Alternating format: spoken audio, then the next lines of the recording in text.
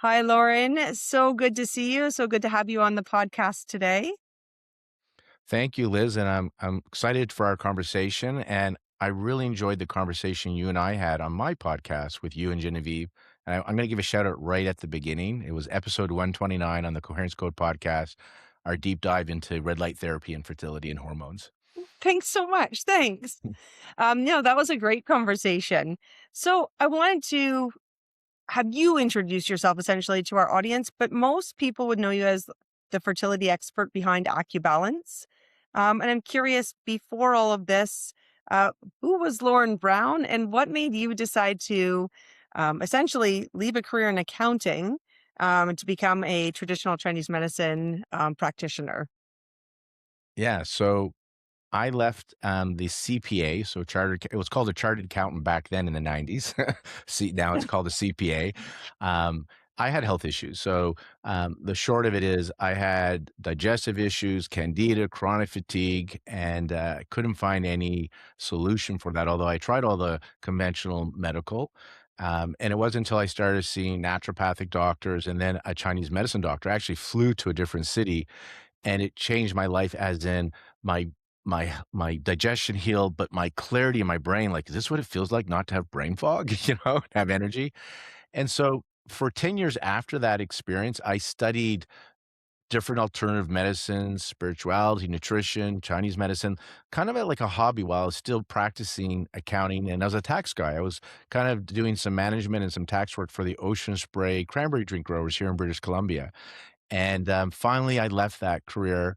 I had the courage, and I left that position, and I went back to school. And I graduated in 2000 with a Doctor of Traditional Chinese Medicine, started my practice, AccuBalance, that's in Vancouver, and it was somewhere around 2004 where it became focused on reproductive health, and that only happened because, somebody came to see me, early 2002, and she had some fertility issues. She was going through an IVF, and there was nobody focusing on fertility back then in 2002, but she found me. I got lucky, and I worked with her, and she introduced me to her acupuncturist that was in Houston.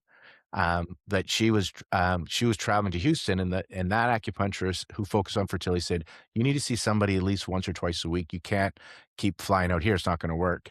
And so the patient introduced us. She became my mentor, and then this patient told the patient, and they told. And by 2004, I was just doing reproductive health. I could not see other people because it was that busy. Added associates. Now here we are in 2026 recording this.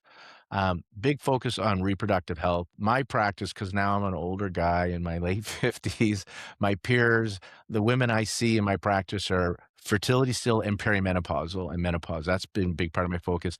And people looking for kind of transformation. So I don't just see fertility anymore in my practice. But I did for many years. I've been, 26 years in practice. That's all I did was reproductive health. Wow, that's quite the story. That's really cool. So I wanted to know for you personally, was there a moment or a moment or an experience in time where you realized that conventional healthcare wasn't enough and it wasn't working for you? Yeah, well, I saw it with my patients and I saw it for myself. So Yeah. just so you know, I got scoped up the yin yang, literally up and down, right? Because they were trying to find out what was going on with me and they couldn't. And I was even called a hypochondriac at some point, right? Because they couldn't find anything. Um, Unfortunately, but fortunately, then I started to have severe symptoms, bleeding symptoms, which they couldn't ignore because now there is a physical thing they could see.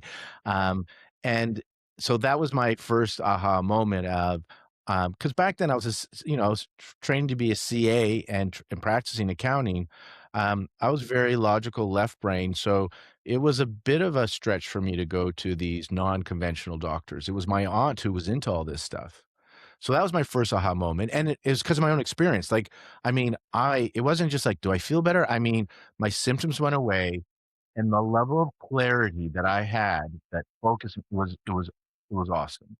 And in that point, I reached a point where I felt so good physically, like what I could do at the gym, my concentration, my thought process, I wanted more. And then one of my people I would see for diet, nutrition, lifestyle, and the acupuncture said more of a spiritual side. So then I started seeing people that did energy work, like to get time to go into the spiritual side. We can talk about because that's part of my practice now. In my clinic, I'm in Canada, so to see your doctor is free, social medicine. To see a doctor of Chinese medicine, a naturopathic doctor, you have to pay. So I'm good friends with doctors. One of my roommates when I lived here is a medical doctor, right? So my peers, I have a lot of medical doctor peers that are my friends. And, we joke and they tease a little bit about what I do, but I let them know that, when you see a patient and you give them medicine and you do this and you don't see them again, you check it off as a cure, right? He goes, yeah, because they didn't come back. I go, yeah, they didn't come back, but doesn't mean it worked because they come to my clinic because it didn't work off in what you've done. And so just because they don't come back, you should start doing follow up and asking your patients, do you still have these symptoms or signs? So the fact that it's free to see your doctor in Canada and people pay to see naturopaths and acupuncturists is an aha moment because they could go to their doctor, but it's not working. Now, I'm not one of those practitioners that disses another medicine. I would say that Western medicine, Chinese medicine, naturopathic medicine have their place. And I'm a fan of integration, not either or, integration. And for sure, if I needed a detailed look underlying cause, some of the testing that's been available to conventional medicine, I like that. And if I was in an acute attack, like I had a heart attack or I was in a car accident, I don't want somebody waving a crystal over me or homeopathy under my tongue. I want somebody restarting my heart or sewing up my the big cut on my leg. So I would say conventional medicine, it's a generalization, is great for acute care, and Chinese medicine is great for chronic care. And it's not sometimes there's things where Chinese medicine does great for acute care and Western medicine does chronic. I would say integration and the future of medicine, how I see it, is doctors will be trained in both prevention, diet, lifestyle supplements, drugs, surgery. I think that is what I'm seeing in the future of medicine when I see the new docs coming out trained in both. So many of the doctors I have interviewed on my podcast, medical doctors, psychiatrists, are practicing very holistically. Yeah, we're seeing a lot more of that. So I wanted to ask, what do you think then is people are getting, I won't say completely wrong, but what do you think is, yeah, wrong right now when we're thinking about fertility and reproductive health in like conventional medicine? Do you think that there's a few key pieces like environment versus stress and not integrating that? Or what's your take on it? Where do you think things have kind of, yeah, gone off the rails? Yeah, well, there's probably like a God factor in this, as in we don't know why sometimes people aren't getting pregnant. There's just there's more we don't know than we do know. So there's the first part. And then you said some of the things. I would say probably why we see so much fertility issues today. Um, I think we hear a lot about people are waiting longer, aging, which is probably the factor, but I would think that's probably not the main reason because I see 39-year-olds, 40, 41-year-olds, and people that age are still in their reproducible phase of their life. I think the environment, so chemicals and toxins, definitely are impacting. They're everywhere, right? They're in our food, our soil, our water, our clothing, our makeup, our cosmetics. So there are a lot of endocrine disruptors. So I think that's impacting it. And the other one is stress. So I would say your nervous system that's dysregulated. Now, everybody has stress. So we're learning that it's not so much the stressor but it's more about how your body perceives the stress. And I often share when I share on my podcast the same story that I hear over and over again. Some people, when I regress them, I'm also trained as a clinical hypnotherapist. So when I do my conscious work with the acupuncture, and if we happen to do regression work, it's their childhood where their parent picked them up late from daycare. That's what shows up. Now, that is not a traumatic event like when we think of abuse or death of a loved one or sexual abuse. That's trauma that I don't think no matter what your nervous system is, I think that's going to have an impact. But being picked up late from daycare or not being picked to play on a sporting event, for some people, based on how they came into this world, their nervous system, the way they perceive and interpret it can imprint on their nervous system and impact them. So when I 26 years into this practice, I used to really focus on the physical and I do not ignore it. The diet, the lifestyle, all that is important. The taking the supplements, the herbs, the red light therapy, which by the way works on an energetic and a physical level. I think the missing link from my practice is that the we've dismissed or neglected or maybe just didn't have the tools to address nervous system dysregulation. That nervous system dysregulation is going to affect your immune system, which plays a key role in implantation and for fertility. That nervous system dysregulation is going to cause more inflammation in the body from all the stress hormones. Even though you're sitting relaxed and nothing's going on, your body feels in a fight or flight stage, that's sympathetic. You're going to release some of those adrenal hormones, and chronic hormones like that are going to lead to systemic inflammation, which leads to accelerated biological aging. There's a term we can play with called inflammaging. Inflammaging meaning chronic systemic inflammation leading to accelerated biological aging, which leads to premature degenerative diseases, and I say premature fertility decline. And that chronic state of nervous system dysregulation will affect your hormones, which we need for fertility. And that chronic state of nervous system dysregulation impacts your blood flow because if your body does not feel safe, so you're in high beta brain Right. waves, you're in sympathetic fight or flight, you don't feel safe. Therefore, your fertility, your reproductive system is dampened down, your digestive system is dampened down, so blood can be diverted for survival to your heart, your lungs, and major muscles. And so I think that if we address the nervous system more, and that's my focus in my practice, and by the way, everybody, photobiomodulation, the red light therapy, the public likes to call it, certain locations on the body has been shown to engage the parasympathetic, Yes. right? So Yeah, let's even get that into can that. I have address some that. questions about So that. so that's my focus in my practice when anybody lies there, and my perimenopausal patients. It's perimenopause is not the problem. Perimenopause reveals the problem of a metabolic disorder, of nervous system dysregulation, of immune imbalance, of hormonal imbalance. And this is what it's a multi-system approach. So when I would say fertility, I would say the environment is an issue, and I think the nervous system dysregulation, let's call it loosely stress. And there's a third thing. Yeah. The third thing is that often men have to be involved in fertility if you're not in a same-sex relationship. If you're in a heterosexual relationship, man is involved. And sperm, we now know that men contribute 50%. Well, we know it takes two egg and sperm to make a baby, but actually 50% of infertility is related to the men. And men are still fairly ignored in this process. It's always on the woman, on the woman. And the semen analysis is like, oh, you look fine. But Mhm. fine doesn't mean that you can make a baby Yeah. necessarily, right? We want high quality sperm. We want you to be at your potential. And since men don't go to doctors in general very often, again, a generalization, when I see women in my practice, often they've come in with a diagnosis, male factor infertility, but the woman is in my office, not the partner. Yeah. Yeah. For sure. I So agree. that'd be the other big thing. If I could have for every woman I treat, the partner treated simultaneously, I think our success rates would jump through the roof. So then, Lauren, I'm so curious. What does it look like for a client that's coming in with this diagnosis, let's say, of infertility? Like, walk me through. You have so many different things that you've mentioned already that you look at or that you treat or address. Walk me through what it looks like. Do you have a new client coming in? Yeah, well, we wanna find the underlying cause. Hmm. Usually, they've come in with some form of diagnosis. Usually, they've seen somebody, but if not, we take their history, and we wanna hear their story. I wanna actually hear their story. Not just the labs. I wanna hear because that story I know is gonna impact their nervous system, right? So I wanna hear their story. It's interesting, Lauren, when you just said that you took a great pause after you Mhm. said, "I wanna hear their story," and you paused.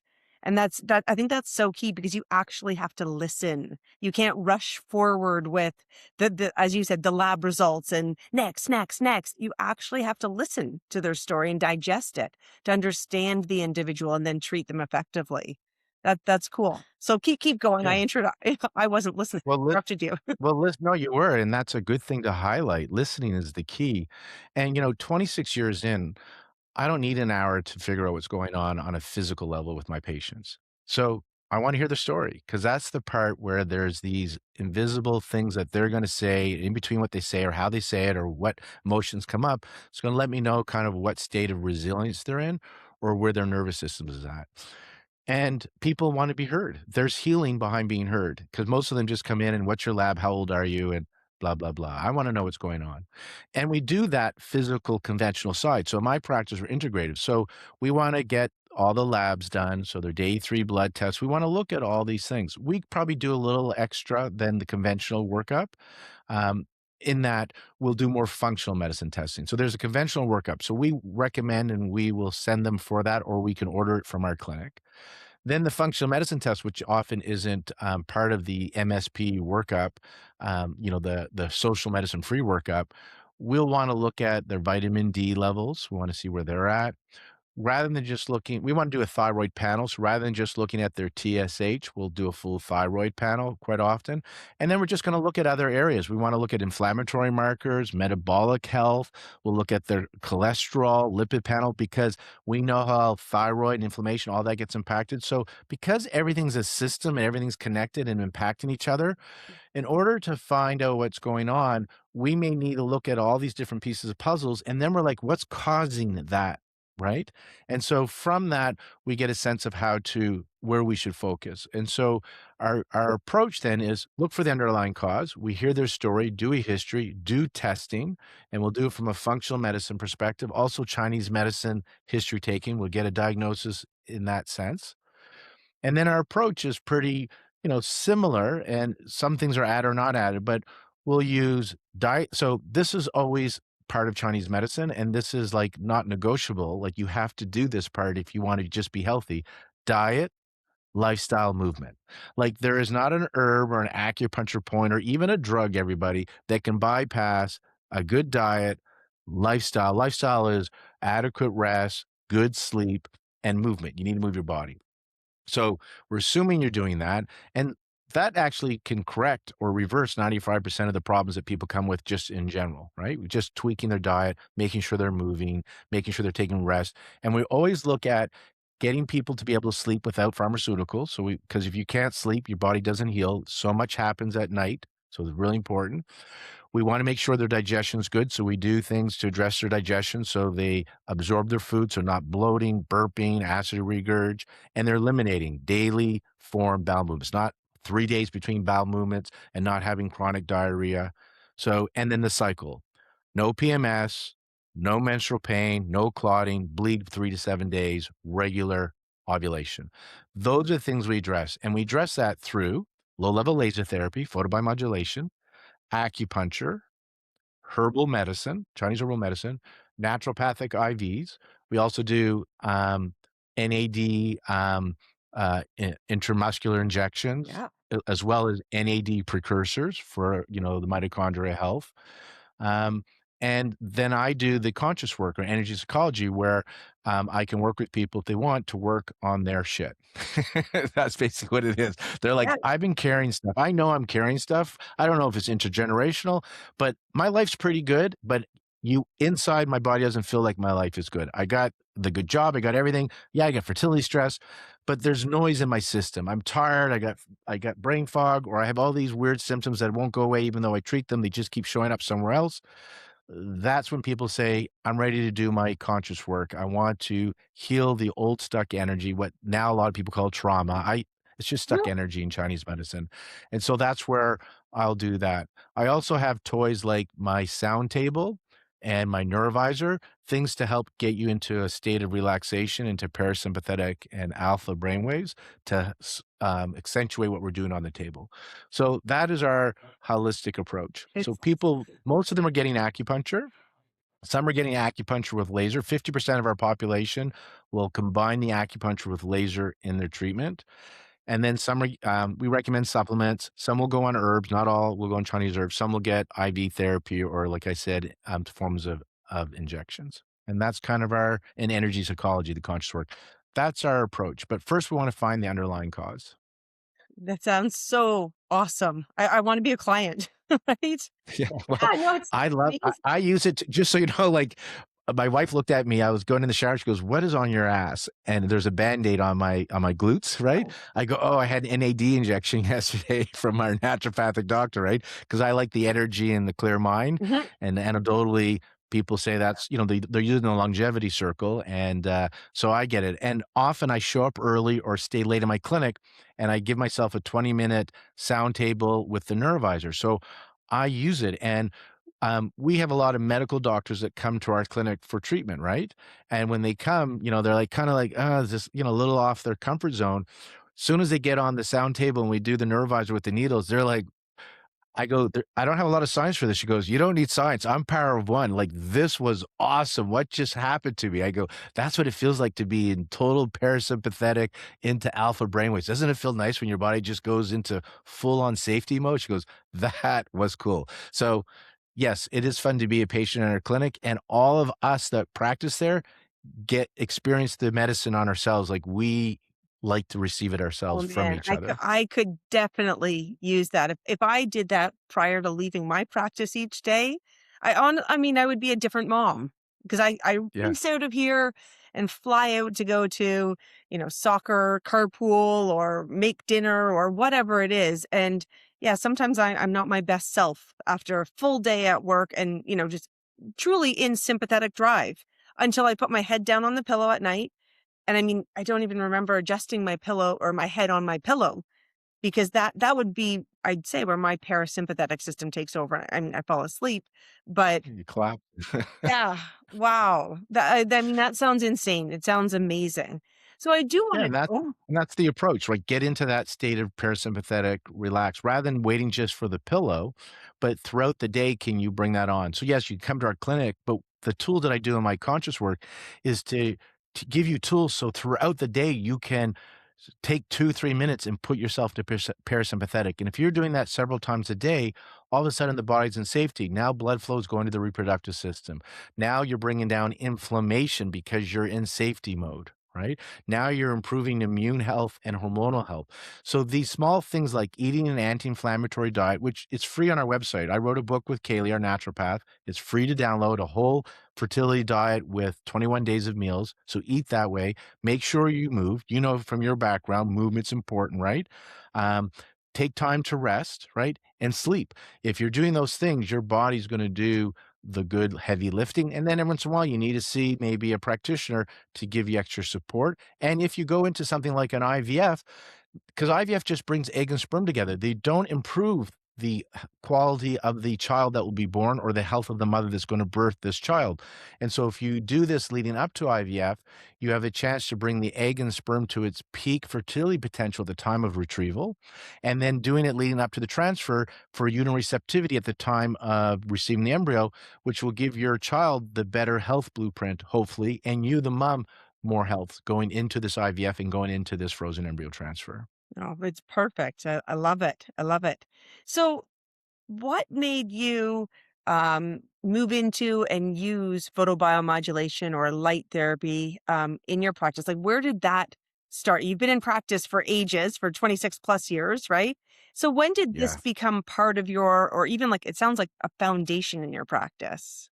Yeah, it's really interesting how this happened actually. So, first in 2008, I was at a Western IVF conference. And one of the doctors there had shared that they're about to release an abstract of a study using laser acupuncture on transfer day. And there was a bunch of acupuncturists happened to be at this conference because we were part of it. We were giving a talk on acupuncture. So Yeah. they said, this is up for publication. I can share this with you. We don't understand this. Um, there was sham laser, real laser, acupuncture, and then a control group that just rested. And they did what was called the Paulus Protocol. Paulus Protocol was a 2002 study that showed that acupuncture on the day of transfer, just before and after the transfer on site at the IVF clinic, improved implantation rates like over 60%, right? Wow. So that's what kind of put acupuncture and IVF on the map. So they replicated this protocol, but their group had one arm for laser acupuncture, one arm sham laser, one arm acupuncture, one arm control. And the laser acupuncture group had a 15% increase in implantation over everybody, which I thought was really exciting because the sham laser and the real laser shows not placebo, right? Because, Yeah. you know, the laser group did really well. So fast forward, that interested me. So what did I do? I called up the REI, the IVF doc, and the acupuncturist and asked them their protocol, what they did, just to learn a little bit more about it. I bought that laser 'cause I wanted to replicate it, Of and we course. go on Yeah. site to the IVF clinic here, the Olive Fertility Clinic in Vancouver. We go on site there. If patients contact us, they have to contact our clinic, and we do a combination of acupuncture and laser acupuncture before and after transfer. So back then in 2008-ish, 9, we started doing that using that protocol. Just so you know, we've changed the protocol because back then they were day 3 fresh, everybody, and now most of them are day 5 blastocyst frozen transfers. So the protocol has to change because the embryo on day sorry, not the embryo, the uterus on day 3 is different than the uterus on day 5, what we want it to be, right? For implantation. So we changed our protocol, but we still do acupuncture combined with laser acupuncture on site at Olive Fertility if patients want us just before and after. And we do tangent. We did 2 years of looking at our data, and those that had PGTA, so chromosomally screened embryos, we just looked at the normal embryos that were transferred at this clinic, and those that had the AccuBalance treatment had a higher pregnancy rate, lower miscarriage rate than those that didn't, right? It was just an audit. It wasn't a study, just, they did an internal audit. You've gone Going back to that your into a question, study, Lauren. That's insane. That's great. well, we did I wanna answer how we got into this, but I will Yeah. say the study part, this was before 2020.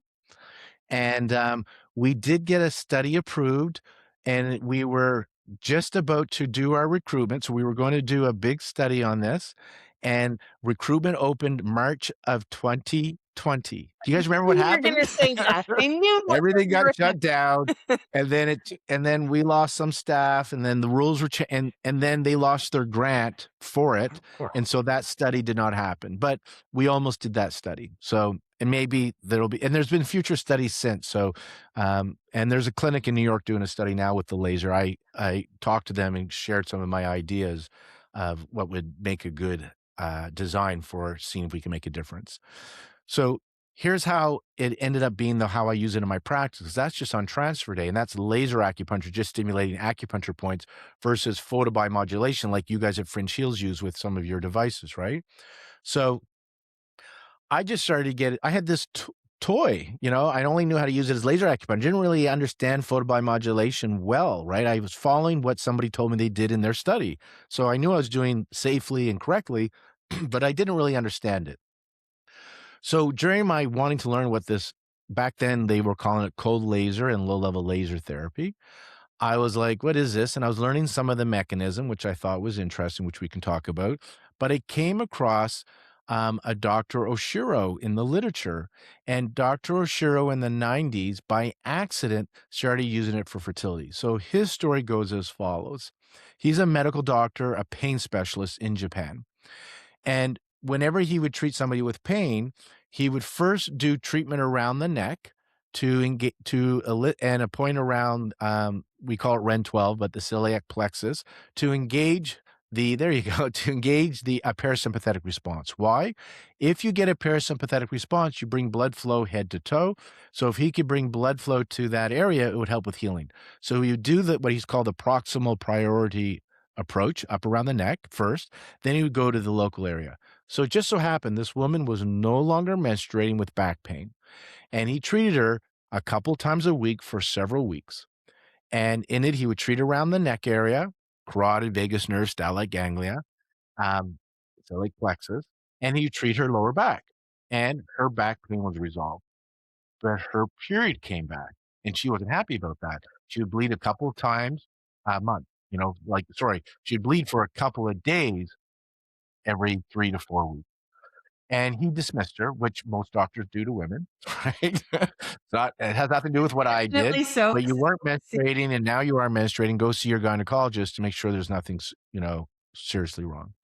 But what happened to him is in the same calendar year, another woman with back pain who wasn't Yeah. cycling came in and he resolved her back pain and her period came back. So when she complained to him, it was the second time, he was like, huh, maybe because I'm increasing blood flow head to toe and I'm bringing more blood flow to the ovaries too, maybe we're rejuvenating the ovaries. So he did a pilot study. So he contacted somebody that he knew in gynecology and they did a pilot study. I don't have it in front of me, so I'll go by No. memory. Can't quote me on this, but you can look up Oshiro and fertility and you'll find it. 74 women, average age 39, I think 9 years of infertility, 15 ART cycles. And, they had over a high 20% pregnancy rate and like 68% live birth rate. Now you have to remember this demographic are very poor prognosis. Back then in the 90s, I don't know what it's like today in 2026, but in the 90s, they won't use donor eggs in Japan. So they will try everything, laser, supplements, acupuncture, drink orange juice while standing on one foot. They will do whatever they can to try and get you pregnant with your own eggs because they don't have the option of donor eggs. So these were the women that had tried 15 ART cycles, were not pregnant, average age 39. For many years, they've been struggling with infertility. So to have that pregnancy rate and live birth rate is pretty impressive. Then he expanded the study to 701 women and similar. Yeah. 23% pregnancy rate, 50% live birth rate. So that's when it kind of started. And I got interested because you asked me, I'm reading this, and I was Yeah, of like, this is course. interesting. So long story made very short. I start going down a rabbit hole. I'm that guy that when I get an idea, I'm a dog on a bone. You're not getting me off it. I traveled to Toronto to meet Fred Kahn, who's passed, Yeah. and he's big into he was a vascular surgeon, big into photobiomodulation, and he was quoted in a book talking about how he was treating women with endometriosis and resolving their pain, but he couldn't put it in his systems or share it because it wasn't FDA approved. Mhm. So I went to visit him so he would let me write down his protocol and watch him for a day. Then I went to Australia to Roberta Chow's clinic. She's the one who was published in The Lancet. She's a doctor trained in acupuncture and photobiomodulation, and she showed how photobiomodulation can relieve neck pain. And in her clinic, they shared that they also see many women that have endometriosis, infertility, and when they treat them, they help resolve the pain. And many of these women go on to conceive naturally when they were having difficulty. Um, and then I go and learn about a group out of Denmark, the Giga group, Yeah. and I talked to Anne Marie Jensen, and she had a large case study group where she was showing when she treated them 3 times a week during the follicular, so 6 a month over 3 cycles, so 18 treatments, really high increase in pregnancy rates. So I look at all these protocols and I come up with my protocol because everybody was doing it a little bit different. Yeah. And I decided I'm going to combine it all to address blood flow, inflammation, blood sugar, mitochondria, oxidative stress, all the things I want to address. So we're using the neck, we're on the abdomen, over the microbiome, because it's good for the microbiome, over the sacrum. We're all over the place in our clinic, like in a good way, right? We're treating all Mm. this. Then I want to meet Oshiro. And I write a letter Oh, I've on heard I this. type I've out a heard letter. this story before. I This is use Google. great. You want me to share the story? Yeah, go for it. Yeah, This is okay. really good. Yeah. Alright. So I go on to Google Translate and I write a letter, and I send this letter to all the clinics in Japan that I can find in Oshiro, on their website. That seems like he's Yeah. using laser or fertility in their or laser, not fertility, because he was a pain guy. And I get no response, but I also post this on some acupuncture Facebook groups. Does anybody know Oshiro in the clinic? And, colleague responds saying, I can't connect you to Oshiro, but I can connect you to Dr. Nakamura as he knows Oshiro and he works in an IVF clinic. He's an acupuncturist that does laser and acupuncture, and I can do your translation. So I get to interview Nakamura, and he's been doing this for a while. He already has, this is also pre-COVID, everybody. He has 10 years of data at this time, so it's more than now. And he showed that when he combined acupuncture with low-level laser therapy over at least like 3 cycles, he doubled blastocyst rates. So if they did a couple of cycles of IVF and they got 3 blastocysts, and they did this, even though they're 3 months older, they would get 6 blastocysts. Yeah. And so I got to meet him. And then when we shared his protocol, our protocol was almost identical of Oh, where I we treat love even it. the acupuncture, because we use sometimes a science-based acupuncture protocol for blood flow to the reproductive system. So that's kind of how it was, a by accident, how it happened, and how we ended up with our lazy baby program and incorporating photobiomodulation into our practice. There is a one piece I want to add, which I don't know if you do video with this, but I'm holding up their pelvic wand, everybody, Mhm. on the camera. when I go and teach, oh, you got yours as well. When I go and present, I've had the opportunity to present around the world on fertility and laser and fertility and acupuncture.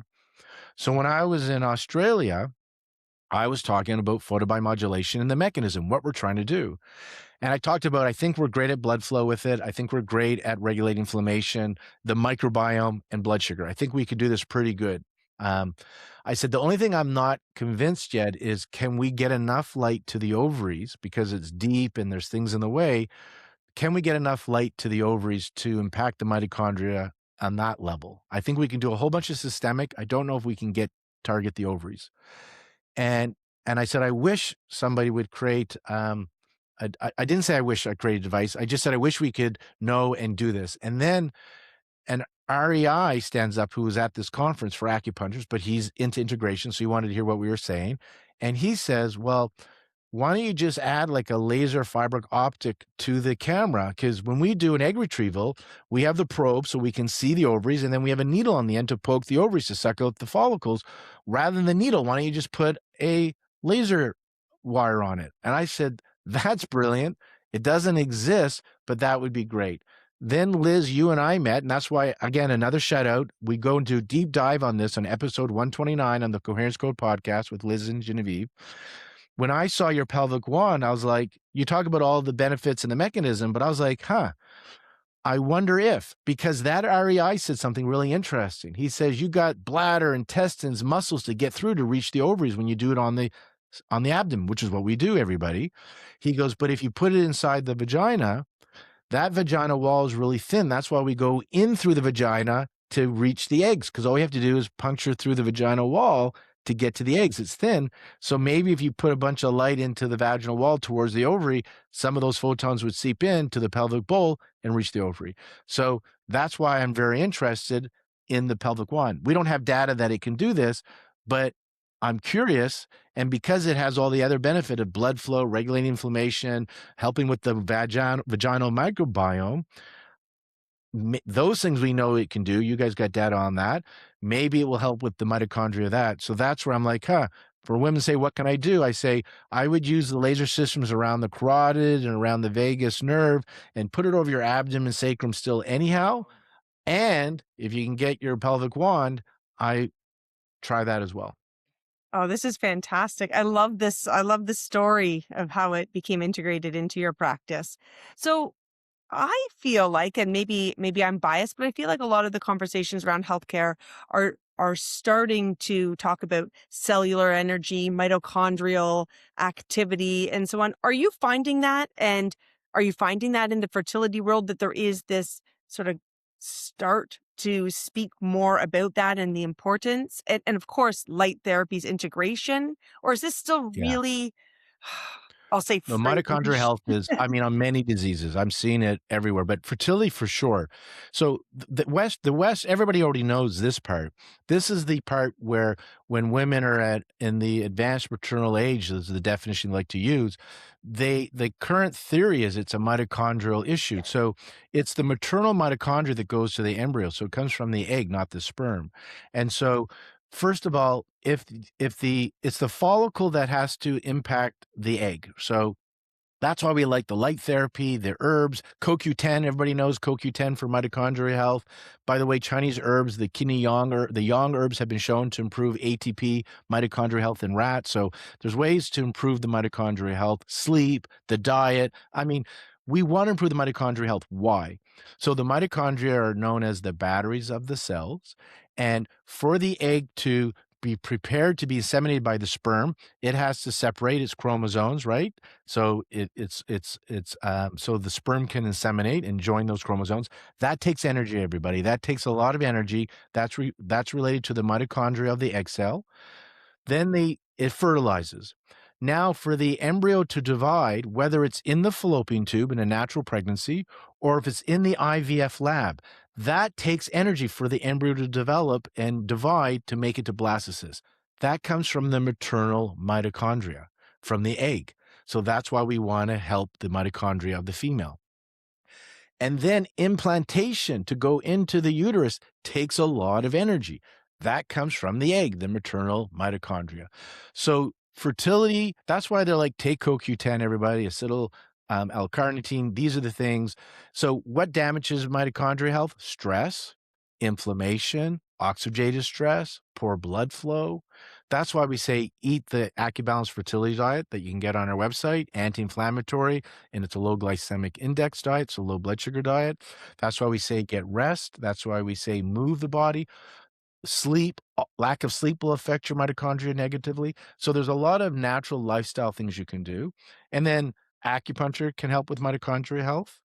Um, the stress reduction, that's why I like the conscious work can help with it. Certain supplements, Chinese herbs, and one of the main mechanisms of why low-level laser therapy treats pain, accelerates recovery, um, and now infertility, the mechanism why we want to use it is because it improves the mitochondrial function. You're probably better to speak on this, but my understanding is cytochrome C receives the photon, it dislodges the nitric oxide that's on the heme molecule, and now you have good vascular dilation. So that's the big blood flow. Nitric oxide, you hear about this in the anti-aging circle, how important that is. And so now that the heme molecule doesn't have this nitric oxide bound to it, the cycle of energy production improves, and now you get more ATP, more energy. So, but the cell has to receive it. That's why we want to get light to the egg cell. The reason I like light on other levels is we know it regulates inflammation systemically, so through the blood, so that part is beneficial. We know through Parkinson's research that it helps with the microbiome. Short tangent, but I have a family member with Parkinson's, so my family member has a laser system for this reason, putting the laser over the gut for the microbiome and then the brainstem. Why the gut? There's a link of gut microbiome and inflammation in the brain and just inflammation everywhere. People that get skin issues, depression, gut inflammation, it can wreak havoc on your hormonal immune health. And so they found that doing that for Parkinson's helped with the symptoms. So fertility, we know that the microbiome impacts egg quality and uterine receptivity. And so if we're using it for blood flow, if we're using it for inflammation regulation, if we're using it for the microbiome, and there's studies by just putting it for 15 minutes on the upper traps, it affected blood sugar metabolism, um, then that alone, we should be looking into it and using it. Can it improve the egg mitochondria directly? So indirectly, yes, we think. Mhm. The mechanism makes sense. Directly, yes, if we can get enough photons at the level of the ovary. Yes. And that's where we don't know. That's why my probe in my clinic, when I go, I push into the abdomen, try to get close to the ovaries. Why? Because the further the light source is from the target source, the less energy, because light dissipates with energy. So if I'm holding it right on the skin surface lightly, will be less photons than if I push it down to their comfort level to reach their ovaries. That means I've gotten it closer. So theoretically, I should get more photons to that level or more energy at that level. Using the pelvic wand, maybe we bypass all the adipose tissue, the intestines, the muscles, so we can reach those ovaries better, maybe. So that's why I'm like, if somebody's, the first pelvic wand I saw was a couple $1,000. This one is not. No. It's affordable for a lot of people, and it's not like you have to have a membership. You buy it and you own it for a lifetime. So I now recommend people. It's another thing to add to your program if you're interested. I don't know if you guys have data on it. I just know theoretically it could help, but I don't know if we have evidence yet that it helps. I don't know if anybody's done a study, right? We haven't done a study at this point, but we do have a grant submission in. So we're hoping to push the needle forward with research using our wand. And we're also in chats with another research group that might be using the wand. So I'll say stay tuned with Stay research tuned. using the fringe wand. But as you said, theoretically, yes, it could work. And if we're using it on a regular basis as an at-home adjunct, then by all means, you're getting more light to the tissues of the pelvis. So should work. I did want to ask you that we've just chatted quite a bit about egg health, mitochondrial health, and fertility on the female side. What do you do for the men that are coming in, and how do you integrate the light therapy for sperm mobility and sperm quality and so on? What do you do with the men? What's the protocol there? Yeah. So will often use a device along the sacrum area and lower abdomen, so the microbiome area. But we don't put our LED systems on the testes because testes don't like heat. So if you insult the testes with heat, there's potential, I'm not saying this would happen, there's potential that you'll reduce motility or count. When it's a real, that's why fevers can impact sperm motility or count, right? Or hot tubs or long, I've long seen bike that rides in on the a regular basis. studies. The studies from what I've looked at, there's crazy variability with the dosage of light that is, given at the level of the testes and then the sperm mobility based on that. So I can appreciate your protocol. Yeah. We still use it on the testes. I'll just tell you how we don't recommend they go home and do it because some LED systems give off a lot of heat. So we have laser probes. So in the clinic, we hand them the probe and under the blanket, we set it to the power we want and how much time, and they just move it around their testes under the sheet. So we do use it in the clinic but the laser does less heat than the LEDs. Um, and we have been able to maneuver it by moving it around, right? So they have the probe. I mean, you could probably put this around the testes and move it around too, the Yeah. pelvic wand, right? As an What idea. we Um, recommend is more of sort of over the lower abdominal or whole groin area using something like a wrap versus yeah, just the it's just if it wand, gets on right? yeah, Yeah. I just don't know about it's theoretical. Like somebody Yeah. basically, all you need to do is have a bunch of men do a semen analysis, then do a series of LED or photobiomodulation sessions, a series of them, and then go and retest their sperm then and then 3 months later, because sometimes, the effect can be down the road. So, because we don't know, like, the test, people know you're in a car, it's hot, or you've been in a hot tub and your sperm's fine. I'm not saying it will, just theoretically. That doesn't mean it's going to damage it. I just want to be cautious on that side. To give you a story is I worked with a gentleman that had really poor sperm quality, and he got to really great sperm quality, right? He was very happy with it. And then he came in many months later and he was so upset. He goes, "Look at this. My motility is shot and my count is down. I do everything right. I'm eating well. I exercise. I go to bed at a good time. I'm doing so well. I even bought an infrared sauna. I do the infrared sauna." And I said, "Wait a minute. What do you do?" He goes, "I do an infrared sauna every day." And I'm like, "How about don't do the infrared sauna anymore? In 3 months, retest your semen and tell me if it's changed." And it went back to normal. I think he did it 4 months later. So there's my example of he did that heat affected him, right? I have another gentleman that loves his hot tub, and he says he does it all the time, and he hears heat's bad, so he asked me, "What do I think?" And I said, "Do you have a semen analysis?" "Yeah, here's my semen analysis." I go, "Well, it looks great." So, like, I can't say it's hurting his semen analysis was good because he had it done recently, and he does hot tubbing all the time. So that's the answer. I don't know, just theoretically, some of the LED systems people buy off of Amazon give off a lot of heat. Some of the systems I've seen get pretty warm. So in our clinic, we use the LED array type things. So like your wrap, we do those on the lower back and on the lower abdomen, but they're not on the perineum or they're not on the testes.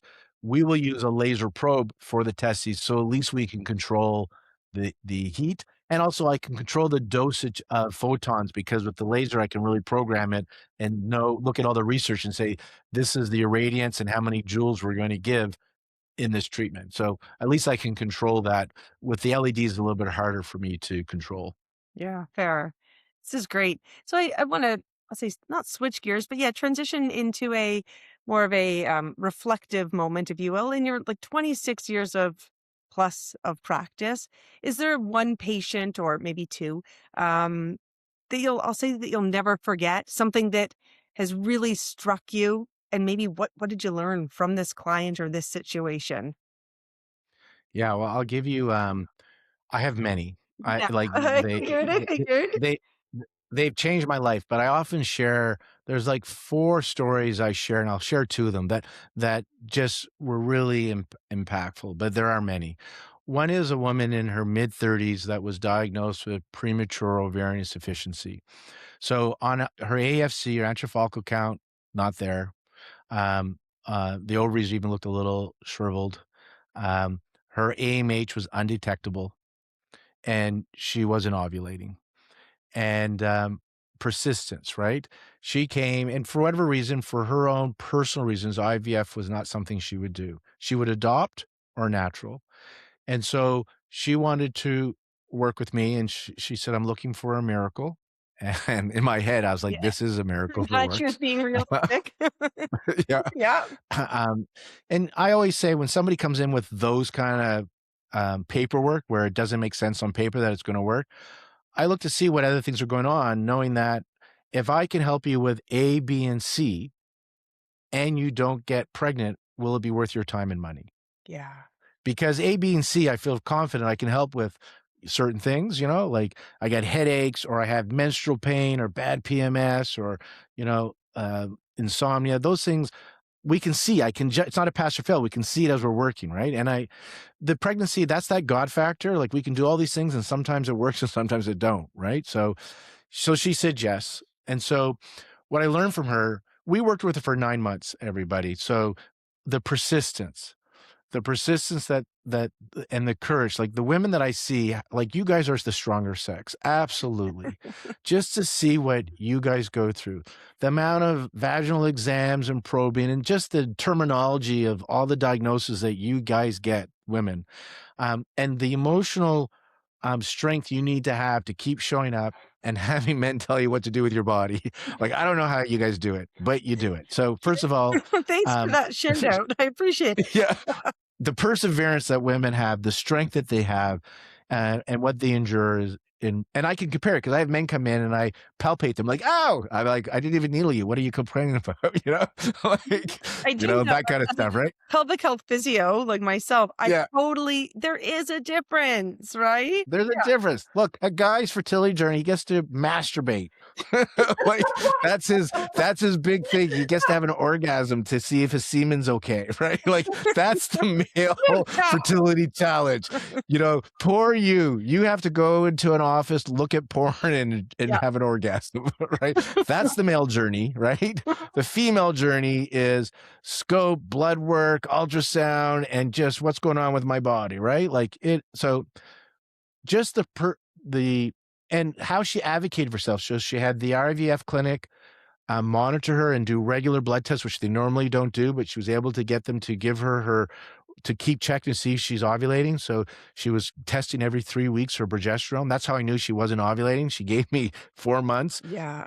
She asked me, "What do you think?" I go, "Well, you're not ovulating." She goes, "No, I didn't know that." And I go, "No, you're not ovulating." Like, so I had to share that with her. I was like, she's had all these tests. The doctor's done it.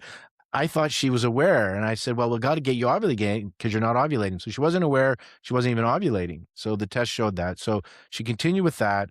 We did herbal medicine, we did acupuncture, we did laser, and we did it 2, sometimes 3 times a week at the beginning, just to share with what she had to do for this. Well, it's a miracle, right? Like Yeah.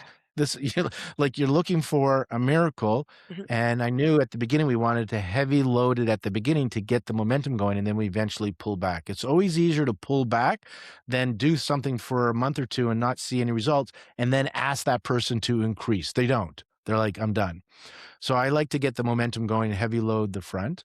And I did conscious work with her. So I said, "You want a miracle? If anybody wants a miracle, you got to sign up for energy psychology with me because that's where we're going to tap into the quantum. And that's where miracles happen, not on the material level, on the quantum, spiritual level." So if you're looking for that, that's out of my hands, but I can maybe help you link yourself up to the quantum conscious work. Yeah. Basically, what we do To is be we the clear the guide, noise, right? all that You're the nervous guide. system.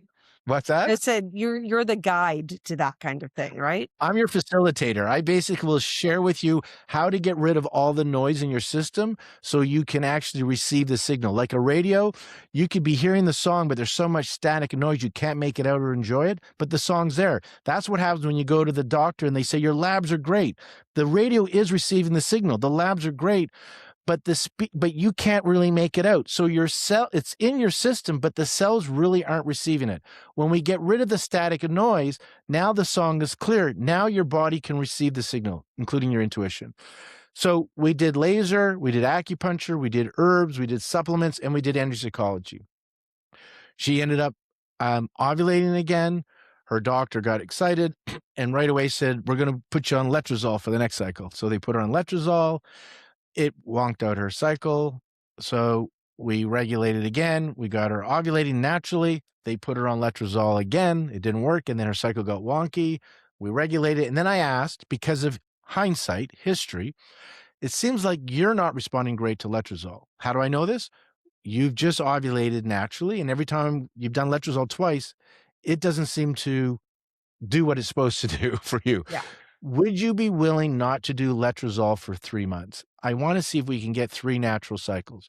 Now, I wanna be clear. I'm not saying to anybody, "Don't do letrozole."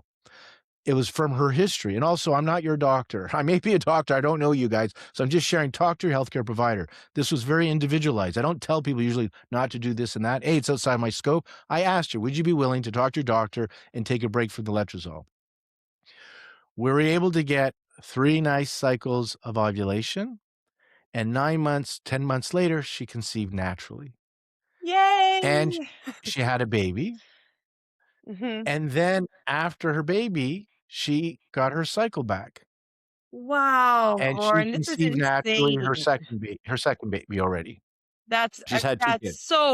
that is so powerful. That So I learned that we know shit and listen to yourself, and women are the stronger sex in perseverance, right? So for that's for I got if you want, I have one more fun story for you. Yeah, go for it. Absolutely. So age 39, a health provider herself. She had just done an IVF and she was able to get, I can't remember now, it was either 5 or 7. It was a high number, 5 or 7 embryos. She was able to get a whole bunch biopsied and it was 5 or 7, but none came back normal. They're all aneuploidy. None were normal. And she was devastated with that, right? And so when she came, she was in a state of overwhelmed panic. And she was in sympathetic overdrive. She struggled with insomnia. Her skin was inflamed. She had a lot of aches and pains, always tired, gut health issues. These are all signs, by the way, of sympathetic overdrive, right? You're getting Liz is like nodding. Yep, yeah, right. Um, so I worked with her for about 6 months. She had a needle phobia. So her treatment was energy psychology, herbs, and predominantly laser therapy Yay. with laser acupuncture because she didn't like the needles. So why stress her out more? I use laser acupuncture on the points and mostly photobiomodulation. That was our approach with her. And she conceived naturally and gave birth. So remember, IVF, 5 or 7 embryos sent away, all negative, all abnormal. 6 months older, conceived naturally. Then she went and tried to just naturally conceived after her baby, miscarried. So she came back for a little tune-up, laser herbs, reminded her of the tools for energy psychology to get her not to let her spiral again. Because what I didn't share with you, in that first 6 months, she lost all this weight without counting calories. Her skin changed, her sleep changed. She became calm. We taught her tools. She knew. She became very, like, connecting to her spiritual, from her tradition, her culture. She was connecting into these divas, that she was familiar with, and she transformed, like, her personality on my table with, like, tight like a wire to just soft. Like, she had a personality shift. You could see it on the table. Um, and when she had that miscarriage, she came back, but she wasn't like the first person I met, over a year ago. She was like, "Hey, I decided I want a second baby, and I just conceived without even trying. We're just having intercourse, and I got pregnant. I didn't even think I could get pregnant because it was only a few months after her baby, right? Um, I just want a tune-up." So she wasn't panicked, like, "Fix me." Like, when she first came, "You need to fix this. Like, I will not live on if I don't have this baby. Like, you gotta fix this." This time she's like, "I think I need a tune-up. Like, I just remind me a few tools. Can I do some herbs again? You gave me herbs. What are the supplements again? And let's do a few laser sessions. I just wanna kinda give myself a little tune-up." And then she went to conceive second child. Now she's in her 40s or 41, 42, naturally, and gave birth to that child. So somebody who did an IVF, where 5 or 7, I don't remember now, came back abnormal, to physically and emotionally, she was okay. She actually said on my table, this was the aha moment Yeah. for me where the missing link is nervous system regulation. She came to me saying, "I can't live if I don't have this baby," to before she got pregnant, but while we were still in treatment, said, "I'm gonna be okay. I really want this baby, but if I don't have this baby, I know I'm okay." And that was when I had my aha moment that it's nervous system regulation, and that's what this is all about. And because she was no longer resisting, fighting this process, the resistance dropped. This She got rid of the noise. Flow and receptivity happens, and in Chinese medicine, for fertility to happen, you have to have flow and receptivity. She was in a receptive, allowing state, and whether she got pregnant or not, she was still going to be okay. And oftentimes, the pregnancy works then, the miracle happens because you're no longer creating resistance inside your body. So that was the I was already doing the nervous system work, but that was when I realized this is the most important part of what I do in my practice. Those are incredible stories. They really are. That's so powerful. Thank you. Thanks for sharing. I want to ask last question. We'll close with it, but after all the patience, research, years in practice, etc., for you personally, what's one aspect about health, and I say health kind of in quotes, for you that's just not negotiable? What? Mental health. I use gadgets. I use like you got your fringe hat. I have V light and fringe. I play with both of them, right? I use on my head. I use my neurovisor regularly. It's another flickering light. It's not red light therapy, everybody. But it's another way to do state change. So my mental health, and I use my approach. So what I share in my practice, what I call energy ecology, I use the notice, accept, choose again. I use this process throughout my day for my mental well-being because right action follows right thinking. So if I can clear the noise, then I can tap into that intuitive self, and right action follows right thinking. So if I'm in a state of fear and lack, usually the actions and the behaviors that will follow will produce more fear and lack because that's the root of the action coming from. If I come from feeling whole and complete, then the energy behind the action is whole and completeness, and I'll get more of that. Even if the action looks the same, I have a clone. One comes from fear and lack, one comes from whole and completeness. Even if they do the same thing, they're gonna get different results because it's not so much what you do, but it's the beingness behind what you do that I think is key. And so, yes, right action must follow right thinking, though. I'm not saying just meditate, practice manifestation, and things just show up. I don't believe in that necessarily, although those things do happen, miracles do happen. I think you get into that manifestation mode, you clear up the noise, you get into that state of feeling whole and complete, so get rid of you bring down the resistance, and then right action follows that right thinking. So I would say nervous system regulation, mental health is non-negotiable for me. I love it. Lauren, I want to thank you so much for sharing all of your expertise and truly your wisdom with fertility, light therapy, acupuncture, all of the above. So, for our listeners, where can they learn more, and where can they find you? Yeah, I'll give you there's a couple of places, but I would go to my lornebrown.com website for one. That's where I share my Coherence Code podcast and all the mental health and that energy psychology work. That's what that website is dedicated to. So lornebrown.com would be the first place. And then acubalance.ca if you're reproductive health, you want the fertility diet, you want to look at all our blogs, including the episode with Liz and Genevieve on laser. I have a lot of blogs and podcast episodes there as well from that I've done.